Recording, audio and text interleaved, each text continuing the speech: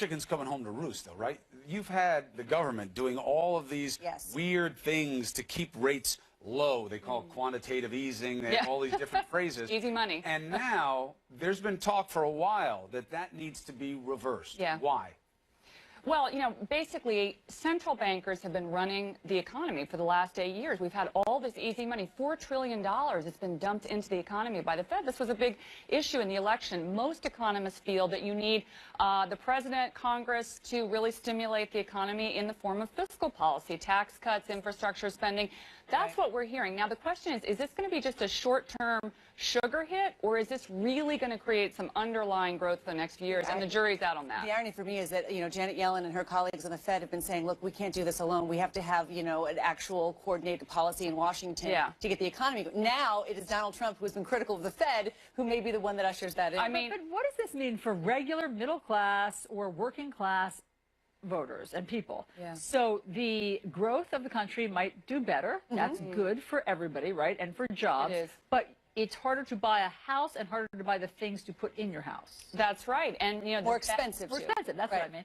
More expensive. If you borrow, especially. We have to see what happens with prices. We have to see if Donald Trump actually does things that make businesses make more of their products here, because if they do, their cost structure will go up. What it costs them to make will go up, and then they'll raise their prices. We have to see. Right, and will wages go up? I mean, it's possible that we could see jobs being created without a lot of wage inflation, and if you don't have more money in your pocket and your borrowing costs are increasing, I suspect that wages are going to start rising. I was talking to some CEOs last week who were talking about an infrastructure bill. They say, look, we don't have the workers to do this. Donald Trump may think there's millions of people out there who are looking for work, but they're worried. The CEOs are worried about finding workers to do some of these infrastructure builds. And I said, are you going to have to raise wages? They said, obviously, we're going to have to pay up for any kind of talent that we want, which would suggest higher wages are coming, which hopefully would offset, the higher cost of buying a home. I will say this. I've been watching for some time to see if first-time home buyers were going to get on the housing game.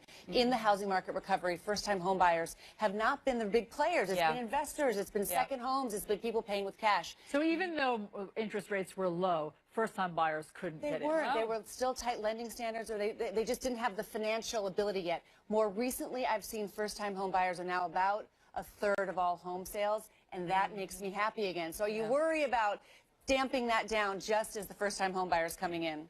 It also tells a story that, people don't pay enough attention to, which is the difference between what's good for Wall Street and what's good for Main Street.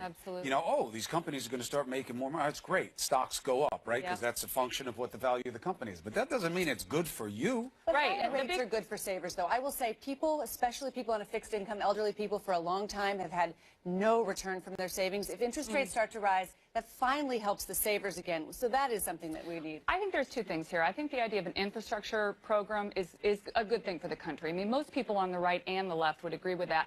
Tax cuts, I'm not so sure about. I mean, if you look at the last 20 years, big tax cuts have actually not created a lot of Everybody extra growth. wants the taxes cut, though. Everybody politically, wants the it just taxes cut. sounds good. Right. I know. But infrastructure program, sure, it's great to have infrastructure. There are things that are crumbling. We could certainly use a facelift.